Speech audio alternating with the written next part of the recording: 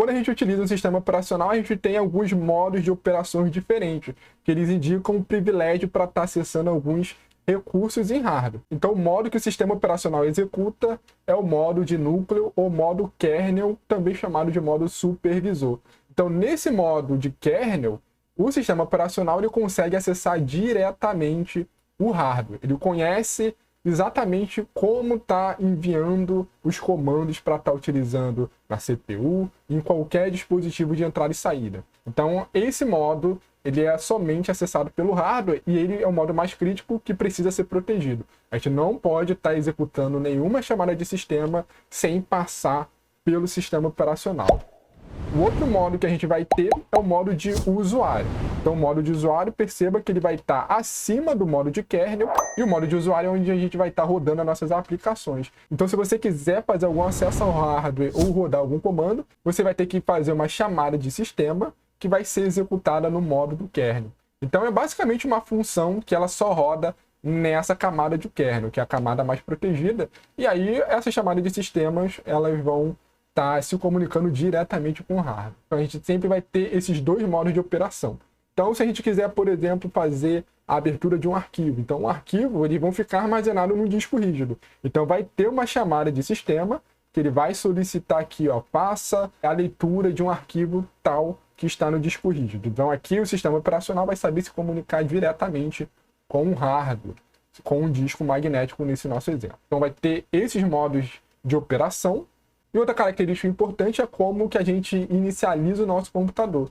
Então, a gente chama esse processo de inicialização de boot. Sempre quando você liga o computador, você está fazendo um boot, tá inicializando o seu sistema operacional. Então, tudo que você tem instalado, ele vai estar armazenado no disco rígido. No momento que você finaliza a instalação do seu sistema operacional, vai estar tudo no disco rígido. Ele provavelmente vai ter os endereços específicos do disco rígido que ele vai ter o sistema operacional instalado, né? Sempre esses hardware eles vão ter qual que é o primeiro endereço a ser lido. Então, no momento que a gente inicializa o computador, o que vai acontecer?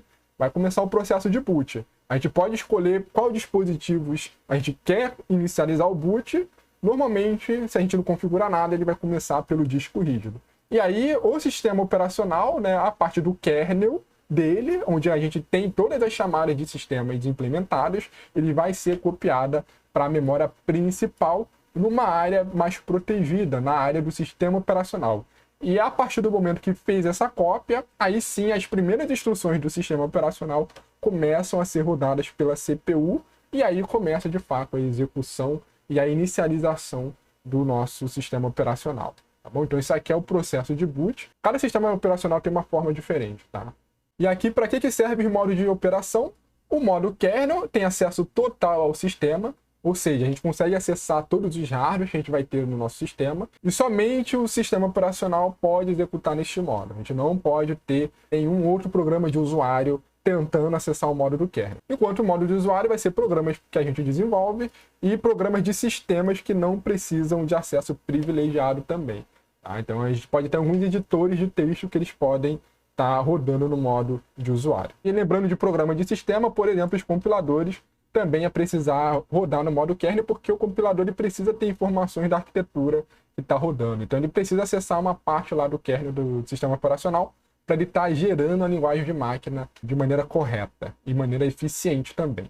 E no modo usuário, então, a gente vai ter um acesso limitado ao hardware, tá? A gente vai ter essa proteção para evitar que a gente consiga estar roubando informações de outros possíveis usuários que podem estar utilizando o mesmo recurso de hardware.